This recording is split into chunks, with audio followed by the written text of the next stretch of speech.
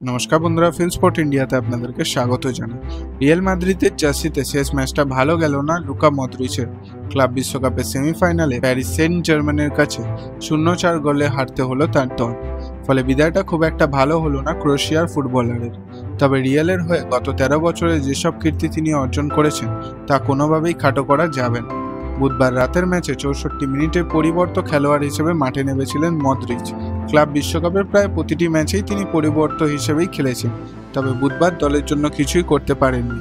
তখন রিয়াল 0-3 গোলে পিছিয়ে ছিল, পরে আরও একটি গোল খায়। রিয়ালে এসে 6টি চ্যাম্পিয়ন লিগ জিতেছে মদ্রিচ। 4টি ঘরোয়া লিগের পাশাপাশি স্পেনের প্রায় সব ট্রফি একবার করে হাতে তুলেছেন তিনি। ট্রফির নিরিখে সফলতম ফুটবলার তিনি।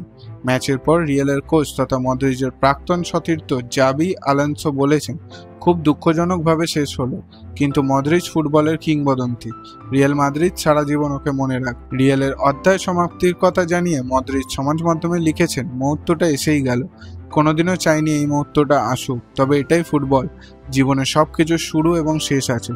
2012 সালে বিশ্বের সেরা দলের জার্সি পরে স্বপ্ন নিয়ে এসেছিল, দারুণ কিছু করতে চেয়েছিলাম, ভাবতেও পারিনি বাকি বছরগুলো এমনভাবে যাবে। রিয়াল মাদ্রিদের হয়ে খেলা ফুটবলার এবং মানুষ হিসেবে আমার জীবন বদলে গেছে। বিশ্বের অন্যতম সেরা ক্লাবে অংশ হতে পেরে আমি গর্বিত। রিয়ালের কোচ আলোনসো যেভাবে দলকে আগামী দিনে গড়ে তুলতে চান তার অংশ নন মদ্রিচ। 39 বছর বয়সী এক্ষেত্রে অন্তরায়। যে পরিশ্রম রিয়ালের মাঝমাঠ দরকার তা মদ্রিচ করতে পারবে না, জেনেই তার সঙ্গে চুক্তি বাড়ায়নি ক্লাব। পরের মরশুমে মদ্রিচকে খেলতে দেখা যাবে এসি মিলানে। সেই দলের কোচ মাসিমিলিয়ানো আলেগ্রি বলেছেন, আমি ওকে দেখার জন্য মুখিয়ে আছি।